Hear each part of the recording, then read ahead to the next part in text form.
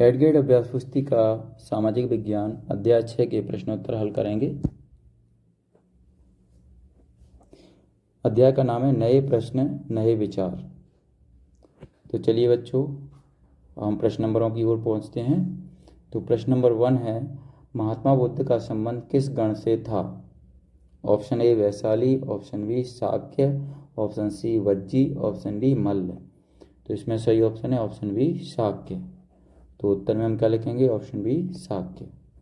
चलिए इसके बाद प्रश्न नंबर 2 है, विनय पिटक नामक ग्रंथ में उल्लेखित हैं ऑप्शन ए जैन धर्म के नियम, ऑप्शन सी व्याकरण के नियम, ऑप्शन बी बौद्ध भिक्षुओं के नियम, ऑप्शन डी खान पान के नियम। तो इसमें सही ऑप्शन है ऑप्शन बी बौद्ध भिक्षुओं के नियम। इसके बाद प्रश्न नंबर 3 पर आते हैं, भारतीय दर्शन पद्धतियों में संस्थापक एवं प्रतिनिधित्व में कौन सा समूह सही है? ऑप्शन ए ऋषि कणद योग, ऑप्शन बी गौतम न्याय, ऑप्शन सी कपिल पूर्व मीमांसा, ऑप्शन डी पतंजलि वैशेषिक।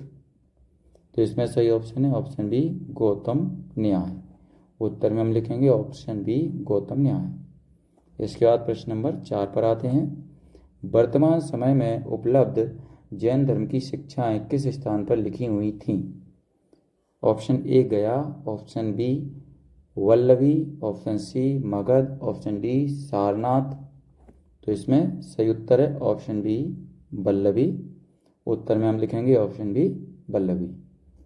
चलिए बच्चों, हम आगे बढ़ते हैं। प्रश्न नंबर 5 पर आ जाते हैं, वानप्रस्थ से संबंधित है ऑप्शन ए वेदों का अध्ययन करना, ऑप्शन बी विवाह कर एक गृहस्थ के रूप में रहना, ऑप्शन सी वन में जाकर शिकार करना और ऑप्शन डी वन में रहकर साधना करना। तो उत्तर में हम लिखेंगे सही ऑप्शन क्या है? ऑप्शन ए वेदों का अध्ययन करना। उत्तर में हम लिख देंगे ऑप्शन ए वेदों का अध्ययन करना। चलिए बच्चों, अब हम रिक्त स्थानों की ओर बढ़ जाते हैं। तो रिक्त स्थानों में प्रश्न नंबर 6 पर दिया है रिक्त स्थान की पूर्ति कीजिए। इसके अंतर्गत ए नंबर पर है, खाली स्थान में लिखेंगे अंतेवासी का शाब्दिक अर्थ गुरु के समीप बैठना है। इसके बाद प्रश्न नंबर बी पर आते हैं, भारत आने वाला चीनी बौद्ध तीर्थयात्री, खाली स्थान में लिखेंगे इत सिंह था।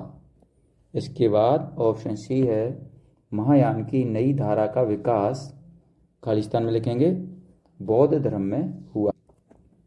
इसके बाद प्रश्न नंबर डी पर आते हैं, न्याय दर्शन की स्थापना, खाली स्थान में लिखेंगे ऋषि अक्षपाद द्वारा की गई थी। इसके बाद ई प्रश्न है, जिन शब्द का अर्थ, खाली स्थान में लिखेंगे विजेता है। चलिए प्रश्न नंबर 7 पर आते हैं, खाली स्थान हमारे सारे खत्म हो चुके हैं।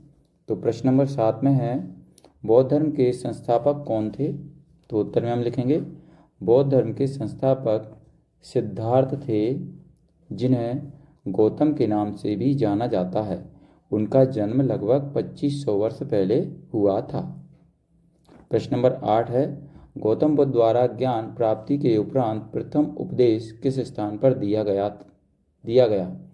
तो उत्तर में लिखेंगे गौतम बुद्ध द्वारा ज्ञान प्राप्ति के उपरांत प्रथम उपदेश वाराणसी के निकट स्थित सारनाथ में दिया गया था।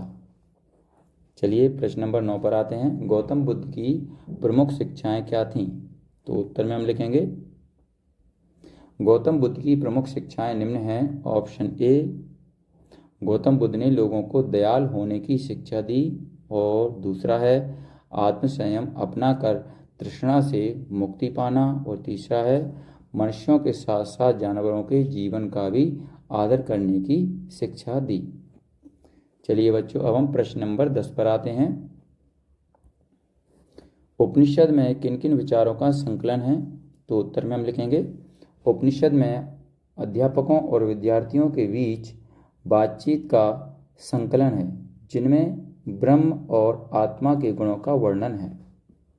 चलिए इसके बाद प्रश्न नंबर 11 पर आते हैं, जैन धर्म के 24वें तीर्थंकर का क्या नाम है?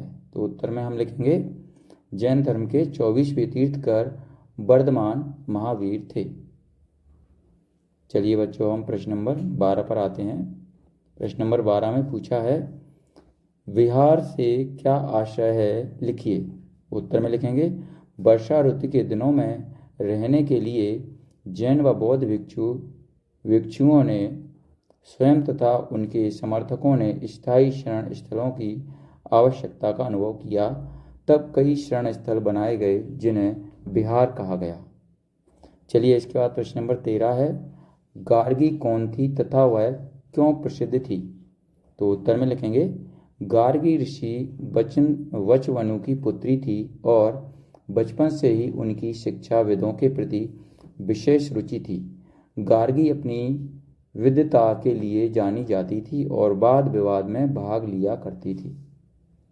चलिए बच्चों, अब हम प्रश्न नंबर 14 पर आते हैं। प्रश्न नंबर 14 में पूछा है, नालंदा की प्रसिद्धि के क्या कारण थे। तो उत्तर में लिखेंगे, नालंदा की प्रसिद्धि के कारण निम्न हैं। पहला है, नालंदा की प्रसिद्ध योग्यता तथा बुद्धि में सबसे आगे थे।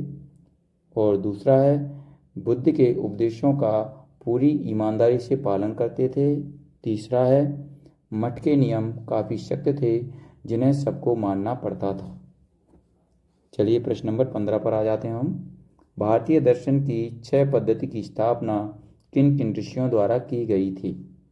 तो उत्तर में हम लिखेंगे, ऋषि कणद, गौतम, कपिल, पतंजलि और व्यास द्वारा भारतीय दर्शन की 6 पद्धतियों की स्थापना की गई थी।